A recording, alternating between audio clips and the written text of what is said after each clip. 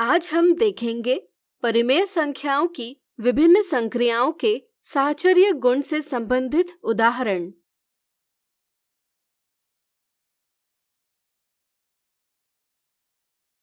मनीष ने एक रस्सी को 4 टुकड़ों में काटा। काटे गए टुकड़ों की लंबाई इस प्रकार थी। रस्सी की कुल लंबाई ज्ञात कीजिए।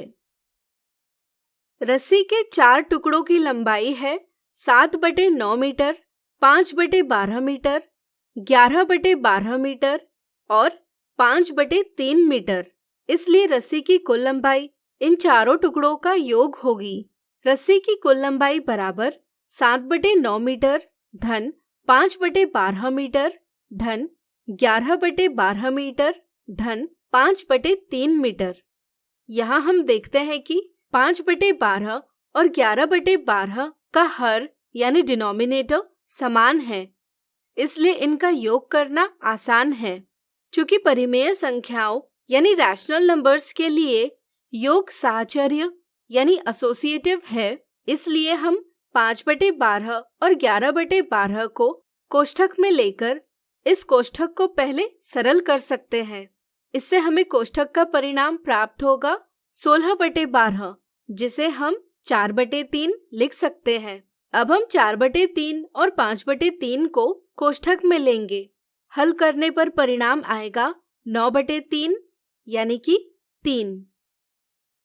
अब 3 धन 7/9 बराबर 3 और 7/9 है, यानी कि 34/9 है।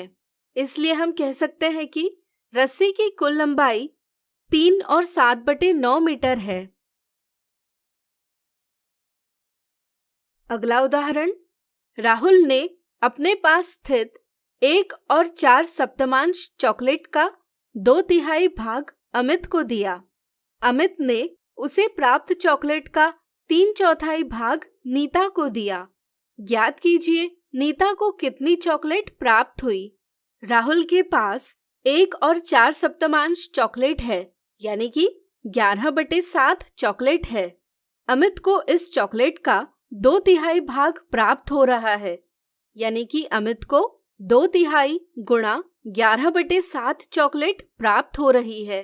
नीता को इसका 3/4 भाग प्राप्त हो रहा है, इसलिए नीता को प्राप्त चॉकलेट है 3/4 गुणा कोष्ठक में 2/3 गुणा 11/7। चलिए इसे हल करें।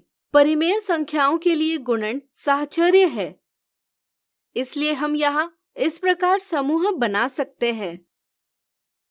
कोष्ठक सरल करने पर हमें परिमेय संख्या 1/2 प्राप्त होगी। अब हम 1/2 और 11/7 का गुणन करेंगे।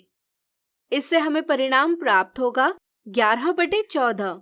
इस तरह से नीता को कुल चॉकलेट का 11/14 भाग प्राप्त हुआ है। अगला उदाहरण, सुनीता और मनीषा 68 विभाजित 17/25 विभाजित 17/25 को हल कर रहे थे। दोनों ने दर्शाए प्रकार से इसे सरल किया, लेकिन दोनों का परिणाम अलग अलग आया।